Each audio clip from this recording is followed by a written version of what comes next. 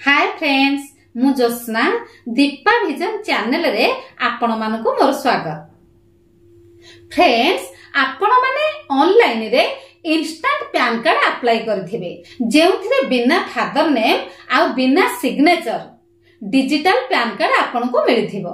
एही PAN card रे किपरि father name आ signature print होई करी आसीबो ताहा मु आज आपण मानकु एही वीडियो रे फुल प्रोसेसिंग देखैबी। पैन कार्ड रीप्रिंट वीडियो देखिया पूर्वरु आज पर्यंत जेउ माने मोर एही चैनल टी को सब्सक्राइब करि नाहंती सो प्लीज जल्दी सब्सक्राइब बटन ऊपर क्लिक करी सब्सक्राइब करि नियंतु।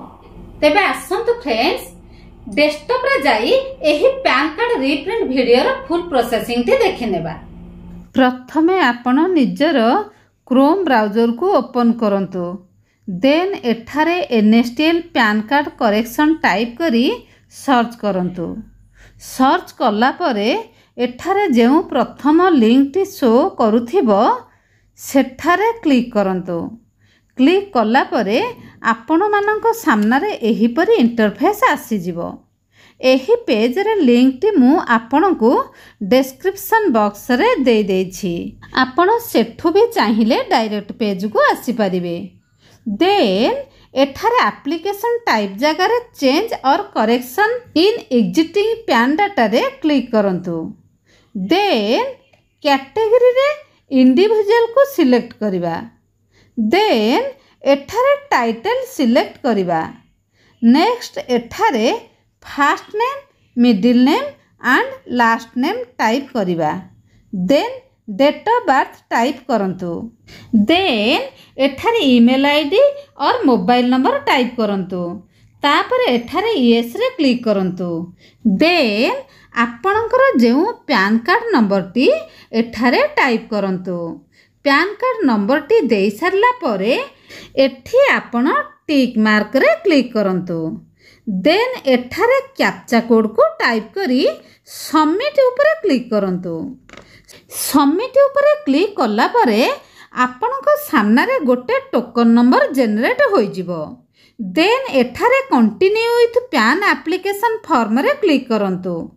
देन एठारे आपणको केवाईसी टाइप चूज करबा को पड़िबो। जदि आपण एठारे submit digitally through eKYC and e sign paperless choose करूछंती ताहले आपण जेउ पैन कार्ड टी करेक्शन करिवे सेथिरे फोटोटी आधार कार्ड रो आसी जिवो एवं सिग्नेचर टी भी अपडेट करि परिबे नाही। सेथि पय आमे सेकंड ऑप्शन टी choose करूछु।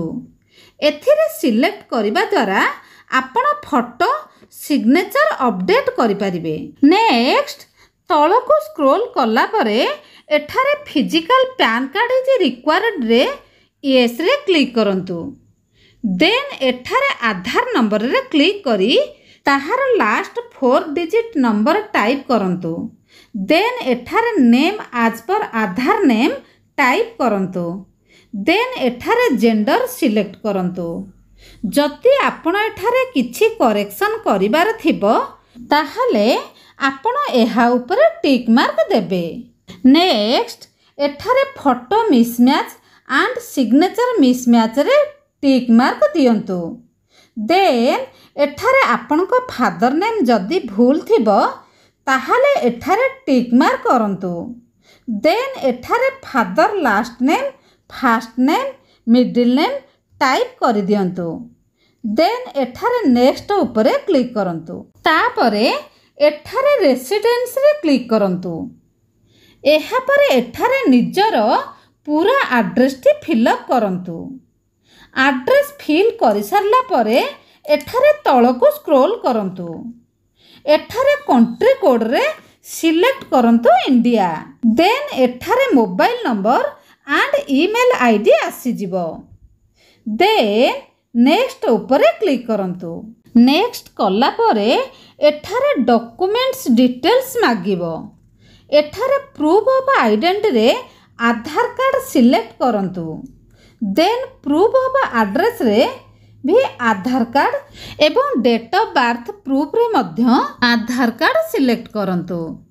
Then proof of pan रे copy of pan card select करंतु। ଦେନ୍ ଡିକ୍ଲାରେସନରେ ଆପଣଙ୍କର ନେମ୍ଟି ପ୍ରଥମେ ଦିଅନ୍ତୁ। ନେମ୍ଟି ଦେଇସାରିଲା ପରେ ଯଦି ଆପଣଙ୍କ ଏଜ୍ 18 ବର୍ଷରୁ ଅଧିକ ତାହେଲେ ଏଠାରେ ହିମସେଲ୍ଫ ଅର୍ ହର୍ ସେଲ୍ଫରେ କ୍ଲିକ୍ କରନ୍ତୁ। ତାପରେ ଏଠାରେ ଆପଣ କେତୋଟି ଡକୁମେଣ୍ଟ ସିଲେକ୍ଟ କରିଛନ୍ତି ସେଇଟା ଆପଣଙ୍କୁ ଏଠାରେ ମେନସନ୍ କରିବାକୁ ପଡ଼ିବ। ତାପରେ ପ୍ଲେସ୍ରେ ଟାଇପ୍ କରନ୍ତୁ। ଡେଟ୍ଟି ଅଟୋମେଟିକ୍ ଆସିଯାଇଥିବ। ଏଠାରେ ଆପଣଙ୍କୁ ଫଟୋ ଏବଂ ସିଗ୍ନେଚର ଅପଲୋଡ଼ କରିବାକୁ ପଡ଼ିବ। ଯେଉଁ ଫଟୋ ସିଗ୍ନେଚର ଏଠାରେ ଅପଲୋଡ଼ କରିବେ ତାହାର ସାଇଜ୍ଟି ଏଠାରେ ତଳେ ମେନସନ୍ କରାଯାଇଛି।